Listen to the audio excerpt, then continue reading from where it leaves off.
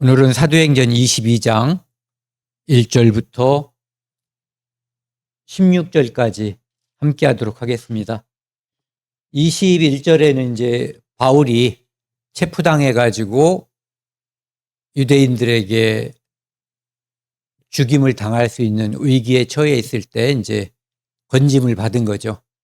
그리고 그 로마 장교, 천부장에 의해서 이제 유대인들 앞에서 말할 수 있는 기회를 얻게 됐어요.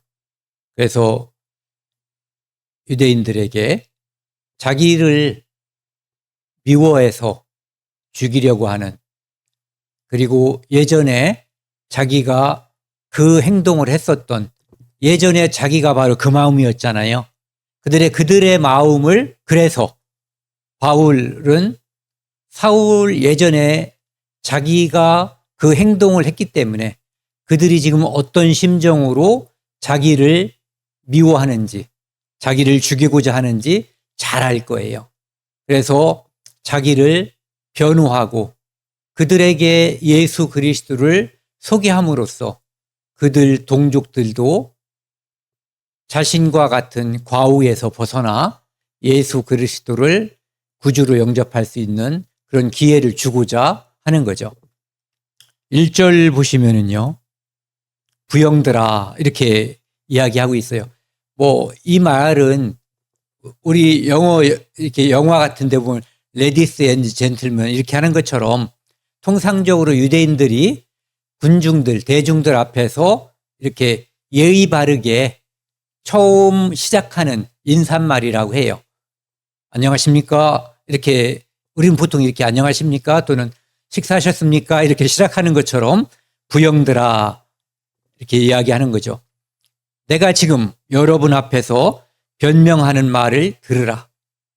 변명은 내가 이제 과거에 누구였는지, 내가 왜 그때는 그렇게 행동했고 지금은 또 이렇게 말하고 행동하는지, 그 이유에 대해서 내가 왜 변했는지, 나를 변하게 하신 분이 누구신지, 이런 것을 이제 동족인 유대인들에게, 증오심을 가진 그들에게 이제 바울은 말해주고 싶은 거예요. 그가 헤브리 말로 말함을 듣고 더욱 조용한지라 이어 이르되.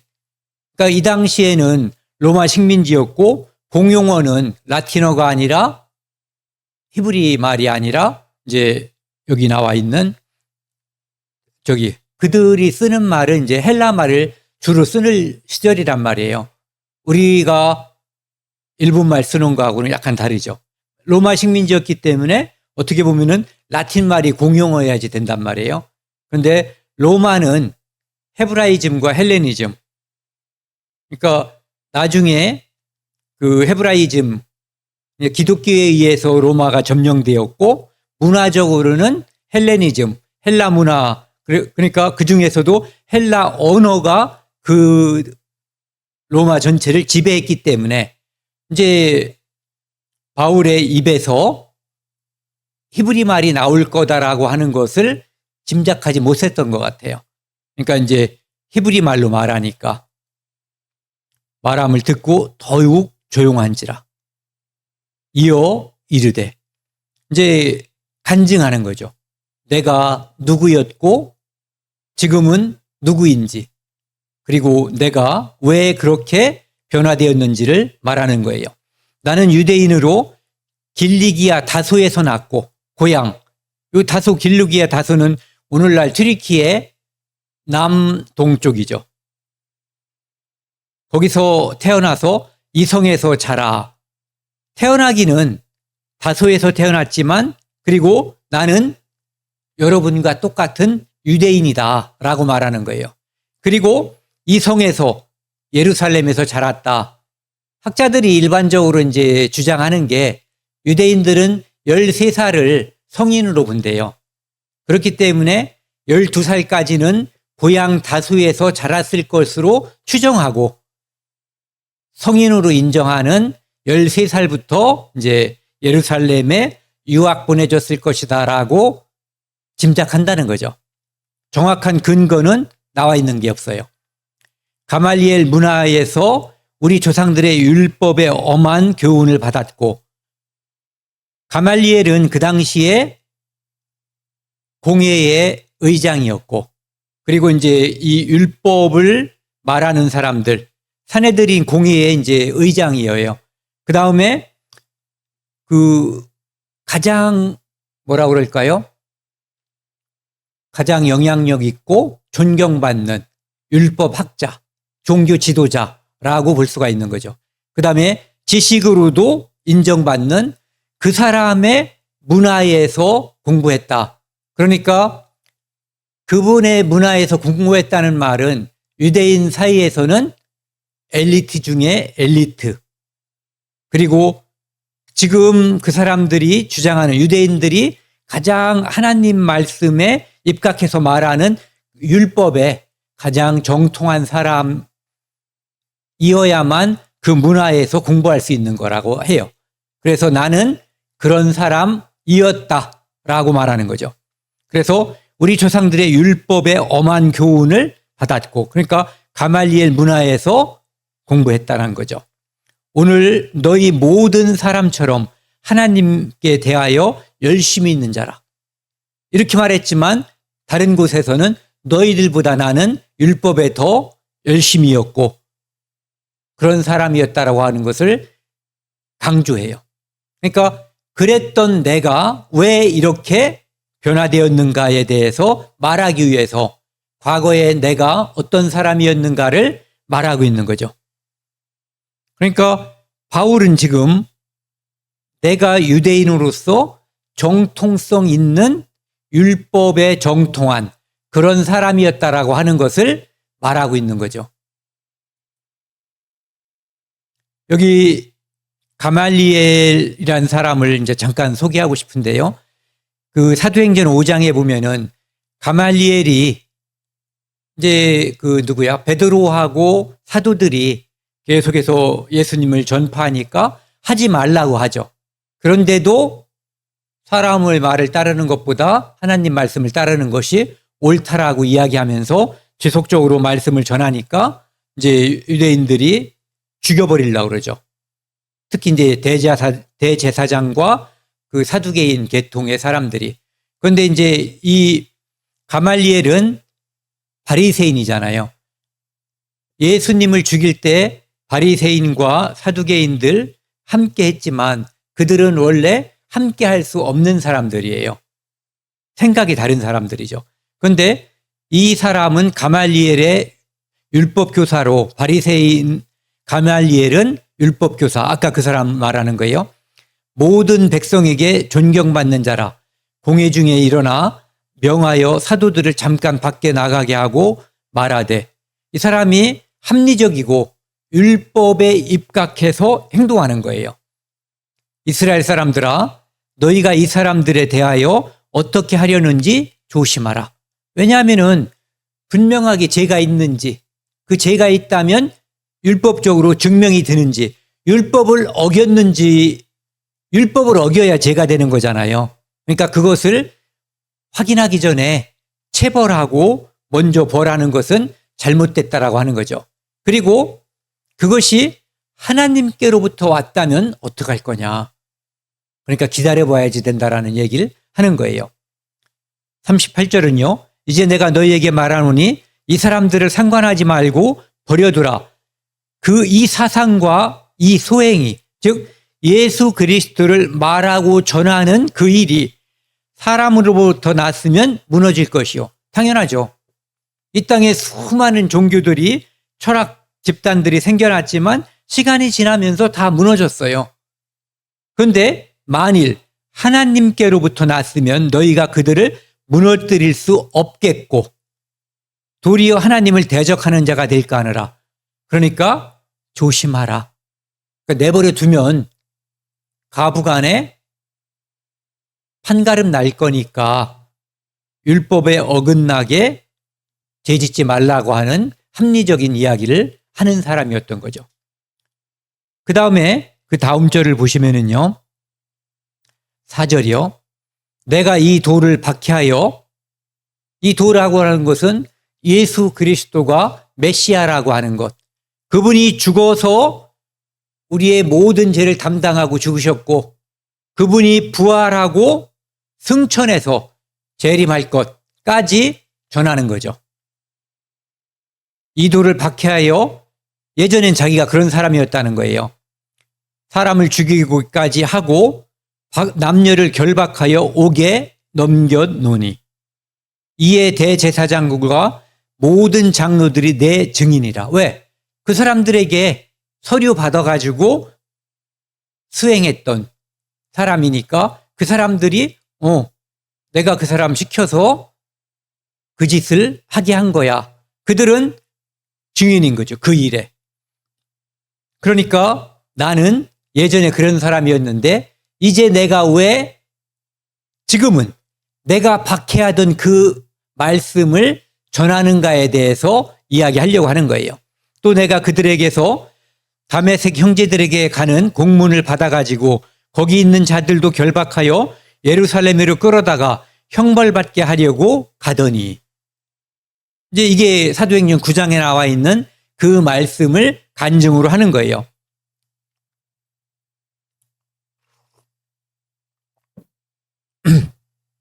가는 중 다메섹에 가까이 갔을 때 오정쯤 되어 후련히 하늘로부터 큰 빛이 나를 둘러 비치되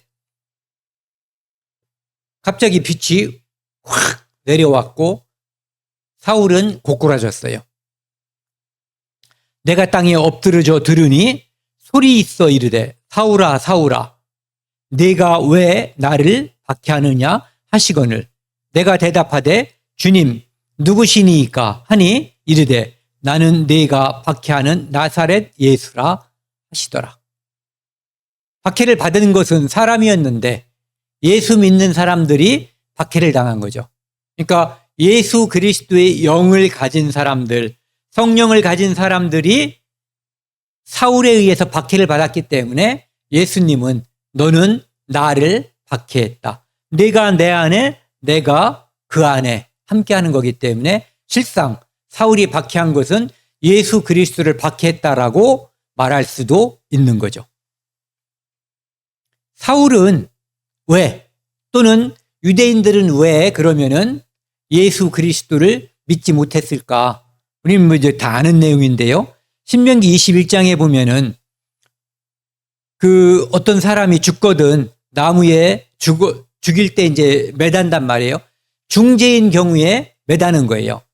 그 시체를 나무 위에 밤새도록 두지 말고 그날에 장사하여 내 하나님 여호와께서 내게 기업으로 주시는 땅을 더럽히게 말라.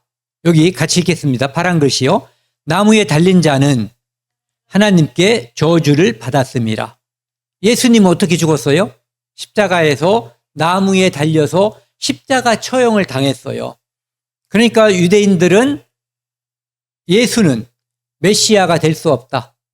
하나님께 저주받아 처참하게 죽었다라고 이야기하는 거예요.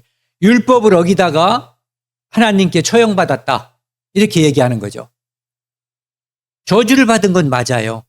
그런데 우리가 받을 저주를 우리를 대속하기 위해서 우리 대신 십자가를 지신 거죠. 그리고 이제 이 증인이라는 것을 한번 생각해 보자고요. 빌립보서 1장 8절에 보면은 바울은 좀 전에는 이제 대제사장과 사람들, 관리들이 자기의 증인이라고 했잖아요. 빌립보서 1장 8절에서는 하나님이 내 증인이라는 거예요. 내가 가진 마음, 내가 행하는 행동, 말, 그 모든 것이 하나님이 주신 것을 말하고 행동했기 때문에 하나님이 내 신앙과 행동의 언행의 증인이라는 거죠. 그리고 예수님께서는 예수님과 3년 반을 함께 했었던 너희들이 내 증인이다라고 이야기를 하고 있어요. 전에도 이제 말씀드렸지만 증인이라고 하는 것은 어떤 일을 본 목격자를 증인이라고 하는 거예요. 그래서 예수 그리스도의 부활과 예수 그리스도의 죽음과 부활, 승천을 목격한 사람들, 이 사람들이 증인이 돼서 다른 사람들에게 복음을 전파하다 보니까 박해를 당해서 죽는 사람들이 생기죠. 그래서 그 박해를 당해서 죽는 사람들을 순교자라고 하는데, 증인 역할을 하다 보니까 순교하게 된 거예요. 그래서 증인이라는 단어가, 마투어라고 하는 단어가 순교자라는 단어로 뜻이 이렇게 넓게 확장됐다라고 하는 거죠. 여기 사도행전 5장에도 보면은요, 뒷부분 파란 글씨부터 여기 같이 읽겠습니다. 우리는 이 일의 증인이요, 하나님이 자기에 순종하는 사람들에게 주신 성령도 그러하니라. 그러니까 하나님도 복음 전하는 우리들의 또는 바울의 증인이 될 수 있고, 과거에 여러분과 제가 말하고 행동하는 것을 믿지 않았던 때에 나의 모습을 아는 내 주변 사람들도 나의 증인이 될 수 있어요. 과거에 내가 예수 그리스도를 부인하는 사람이었다는 거. 그런데 그가 이제는 예수 그리스도를 전하는 사람이 되었다라고 하는 것. 그리고 예수님의 제자들이 증인이 되는 것. 그리고 사도들과 복음 전파자들, 그런 사람들도 다 예수 그리스도의 증인이 되는 거죠. 그리고 여기서 또 한 분, 성령도 그러하니라. 성령이 실제로는 우리 안에서 증거하는 거예요. 그러니까 성령께서도 증인이시죠. 그러니까 증인은 사람도 하나님도, 믿지 않던 시대에 나를 본 사람들도 나에 대한 증인이 되는 거죠. 맞아, 그 사람 예전에는 말을 함부로 했어. 하나님에 대해서 삿대질하고 저주를 퍼부었던 사람이야. 그런데 이제는 예수 그리스도를 전해 라고 사람들이 말해줄 수 있는 거죠. 그러니까 그 사람들도 증인이 되는 거예요. 그 다음에 이제 사도 바울이 그 빛을, 하늘로부터 내려오는 빛을 받는 장면이 이 사도행전에 3번 나와요. 처음은 9장에 나와 있는 것, 그 사건을 묘사한 거죠, 누가가. 그 다음에 22장, 이제 오늘 장면, 여기는 바울이 자기 자신이 9장에서 있었던 그 일을 증언하면서 생기는 일. 그 다음에 26장도 다시 또 한 번 바울이 자기 자신이 예전에 있었던 그 일을 증언하면서 이제 있었던 일을 다시 이야기하는 거죠. 여기 보면은 약간 차이가 나죠. 후련히 하늘로부터 빛이 내려왔다. 빛이 둘러쌌다라고 되어 있고요. 그 다음 두 번째는 큰 빛이 둘러쌌다라고 되어 있고, 세 번째는 해보다 더 밝은 빛이 둘러쌌다라고 이야기하고 있어요. 같은 거죠. 그런데 우리가 어떤 이야기를 할 때, 어떤 때는 만약에 제가 빨간 사과를 처음 봤어요. 사과 처음 보는 사람도 있을 거 아니에요. 한국 사람 말고. 예. 근데 처음 사과를 그 사람이 봤을 때 일기장에다가 나는 사과를 봤다. 난생 처음이다. 빨갛다. 이렇게 기록할 수 있어요. 근데 그 다음에는 사과를 그때 봤을 때 내 머릿속에 들어있는 것은 아주 새빨간 것이었다. 그 다음에는 또 뭐 다른 것과 비교해서 지는 해보다 더 빨간 사과를 나는 한국에 와서 처음 봤다라고 말할 수가 있는 거죠. 근데 이제 여기 보면은 이 빛이 누구냐 하면은 바로 사람들에게는 물리적인 현상으로서의 빛이거든요. 그런데 이 빛으로서 예수 그리스도께서 사울에게 나타나신 거예요. 그러니까 요한복음과 요한 1서에 보면은 그 빛에 대해서 이야기하고 있죠. 요한복음 1장에 보면은 참빛이 이 땅에 오셔서 각 사람에게 비쳤다라고 돼 있어요. 근데 그 빛은 누구냐 하면은 세상을 창조하신 창조주라는 거예요. 그가 이 땅에 왔지만 어떤 사람은 영접했고 어떤 사람은 거부했어요. 그런데 그 이름을 믿는 자, 예수 예수라는 이름, 자기 백성을 그들의 죄에서 구원할 자, 구원자, 메시아, 그리스도라고 하는 그 이름을 믿는 사람들은 하나님의 자녀가 되는 거예요. 제사함으로 말미암는 구원을 받은 사람인 거죠. 그 사람들은 오직 하나님께로부터 난 자들이에요. 그것처럼 사울도 그때 그 빛을 만난 거예요. 우리들에게 빛이 왔을 때 여기 보면은 9절에 각 사람에게 비추는 빛이 있거든요. 저에게도 우리 각 사람에게 비추는 빛이 있어요. 그런데 그 빛에 대해서 어떻게 반응하는가에 따라서 그 빛이 내 안에 머물러서 나를 하나님의 자녀 되게 해주시고, 어떤 사람은 그 좋은 기회를 배척하고 베스도처럼 오늘은 됐으니 다음에 와라 이렇게 말할 수도 있죠. 근데 그 사람이 다음이라고 하는 그 기회를 잡으면 다행이죠. 이 세상에도 그런 사람들이 많아요. 제가 알고 있는 사람 중에서도 다음을 기약했지만 그 다음을 이렇게 받지 못한 사람들이 있어요. 그리고 요한일서 2장 8절에도 보면은요, 참빛이 벌써 비침이니라. 참빛. 우리는 형광등 빛이 있잖아요. 낮에는 햇빛이 있고 별빛, 달빛이 있는데 그 모든 빛은 참빛이신 예수 그리스도를 모방해서 어떤 것은 하나님이 만드셨고 어떤 것은 사람들이 만든 거죠. 그래서 진짜 빛은, 참빛은 예수 그리스도예요. 그분이 길이고 그분이 진리고 그분이 생명인 거예요.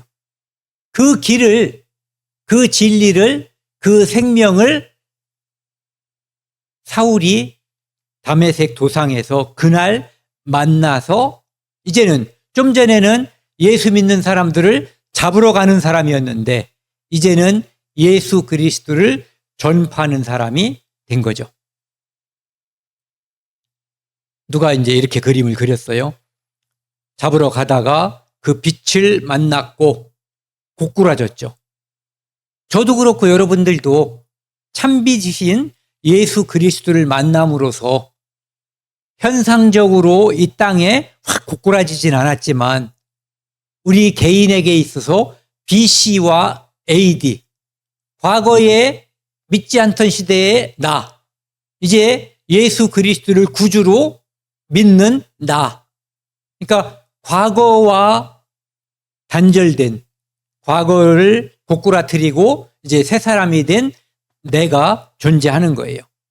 그래서 순간적으로 참빛에 대해서는 눈을 뜨고 세상에 대해서는 눈을 감아버리는 사울이 탄생하는 거죠.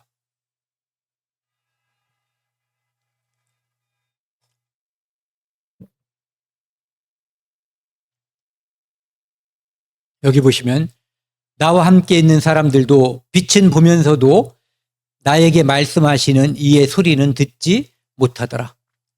빛이 왔는데 이 빛이 비쳤지만 그 빛이 누군가에게는 소리로서 자기 자신을 전파했어요. 우리가 믿음은 들으면서 나는 거거든요. 그 소리를 듣는 사람이 마음에서 믿음으로 화합하면 그 안에 생명이 생기는 거죠. 다른 사람들은 그 소리를 듣지 못했다고 그랬어요. 그러니까 생명이 주어진 사람이 듣는 거죠. 내가 이르되 주님 무엇을 하리이까? 자, 보세요. 말씀하는 소리를 바울은 들었고 빛을 보고 소리를 들었어요. 이제는 새 사람이 된 거예요. 그래서 질문하죠. 주님 무엇을 하리이까? 그러니까 계시로서 이 안에 순간적으로 모든 것, 우리가 시간의 흐름에 따라서 하나님을 알고 죄를 알고 예수 그리스도를 믿게 되는 그 과정이 한꺼번에 확 이루어졌다라고 볼 수가 있는 거죠. 주께서 이르시되 일어나 다메섹으로 들어가라. 도시 안으로 가라는 거죠. 내가 해야 할 모든 것을 거기서 누가 이르리라. 준비되어 있어요. 아나니아지 나중에 보면은 나는 그 빛의 광채로 말미암아 볼 수 없게 되었으므로 그러니까 이제는 세상을 보는 눈이 닫혀버렸어요. 순간적으로 상징적으로 보여주는 거죠.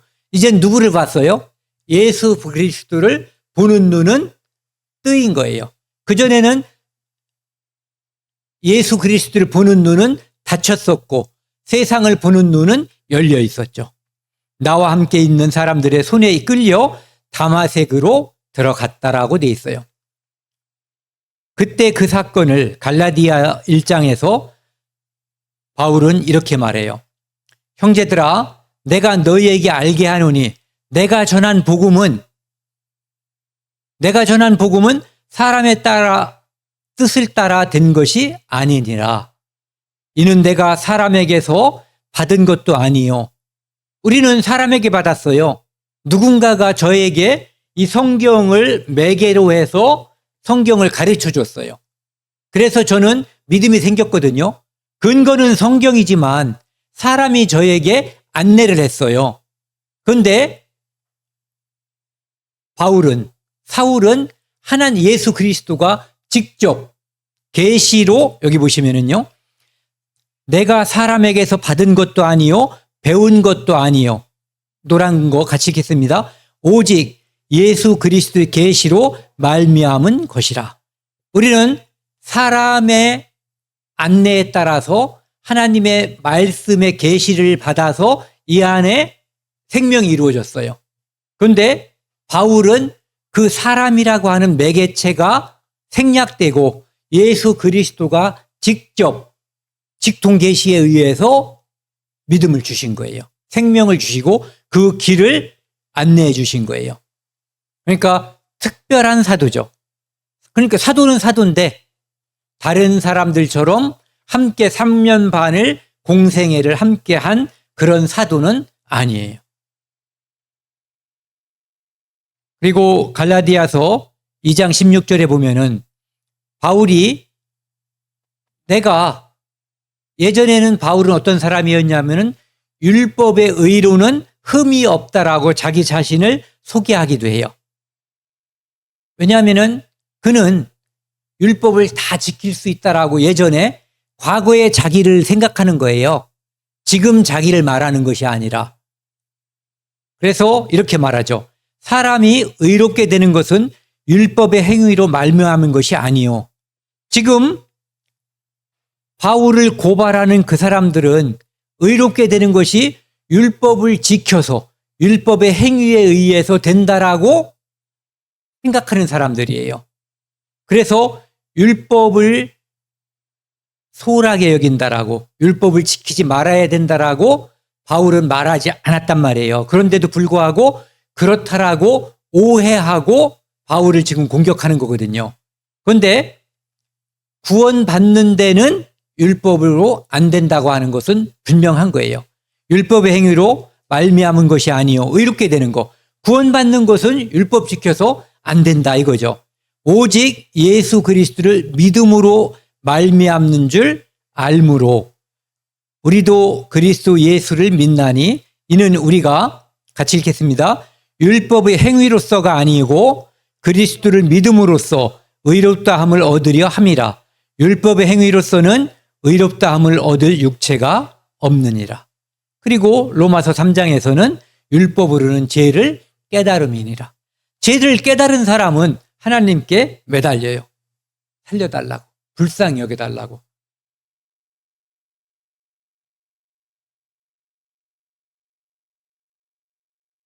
에베소서 2장에서도 보시면은요. 너희는 그 은혜에 의하여 믿음으로 말미암아 구원을 받았다. 믿음으로. 행위가 아니라 믿음이라고 하는 거죠. 너희에게서 난 것이 아니요 하나님의 선물이라. 내가 행위한 것은 내 공로잖아요. 그런데 이것은 하나님의 선물인데 누가 저에게 이걸 물을 선물했어요. 그래서 제가 마셨어요. 그런데 제가 말하는 걸 잘 들어보세요. 어떤 사람은 이렇게 생각한단 말이에요. 이 물을 저에게 주셔서 감사합니다. 제가 덕분에 갈증을 해소할 수 있었습니다. 이렇게 말해요. 정상이죠. 그런데 제가 만약에 내가 거룩하게도 이 물을 받았기 때문에 만약에 받지 않았다면 나는 갈증이 있었을 텐데 내가 받았기 때문에 이것은 내 덕입니다. 말하면 이건 기분이 대목지가 않은 거예요. 그러니까 하나님의 선물을 내가 받아서 내가 의롭게 된 것은 믿음에 의한 의로서 행위가 아니기 때문에 하나님을 찬양하고 감사해야지 될 문제지 받은 나를 대단한 인간으로 추앙하거나 찬양해서는 안 된다는 거죠. 그래서 행위에서 난 것이 아니니 이는 누구든지 자랑 못한다. 누굴 자랑해야 돼요? 주신 분. 주신 분을 자랑해야 되는 거예요. 율법을 따라 경건한 사람으로 거기 사는 모두 유대인들에게 칭찬을 받는 아나니아라 하는 이가, 그래서 다마색으로 도시로다가 이제 눈을 뜨지 못한 채로 갔더니 아나니아가 기다리고 있더라, 이런 얘기죠. 내게 와 곁에 서서 말하되 형제 사울아 다시 보라 하거늘 즉시 그를 쳐다보았노라. 하나님께서 눈을 뜨지 못하게 하시고 아나니아 앞에서 뜨게 하시고 이제는 복음을 전할 수 있는 상태가 된 거예요. 그가 아나니아가 또 이르되 우리 조상의 하나님이 너를 택하여, 하나님은 아나니아에게 네가 눈을 뜨게 할 사울이 어떤 사역을 맡을 것인지, 하나님이 그에게 어떤 일을 맡길 것인지 알려주셨어요. 하나님이 너를 택하여 너로 하여금 자기 뜻을 알게 하시며 그 의인을 보게 하시고 예수 그리스도를 거기서 보게 하셨어요. 그 입에서 나오는 음성을 듣게 하셨으니 거기서 많은 말씀을 해주셨겠죠. 내가 그를 위하여 모든 사람 앞에서 내가 보고 들은 것의 증인이 되리라. 그러니까 그때 빛으로 오신 예수님께서 순간적으로 계시에 의해서 사울에게 해주신 그 말씀이 우리에게 전해진 복음이고 우리가 전하는 복음의 내용과 일치한다라고 볼 수 있는 거예요. 예수님께서 사도들에게 전한 복음과 알려준 것과 바울이 그때 즉시 받아서 전파한 복음이 일치하는 거죠. 그래서 내가 보고 들은 것의 증인이 된다. 아까 말씀드린 것처럼 보고 들은 사람이 증인이에요. 그래서 보고 듣지 않은 사람은 증인이 될 자격이 없어요. 믿는 사람이 증인이 되는 거죠. 그래서 16절을 오늘 여기까지 하겠습니다.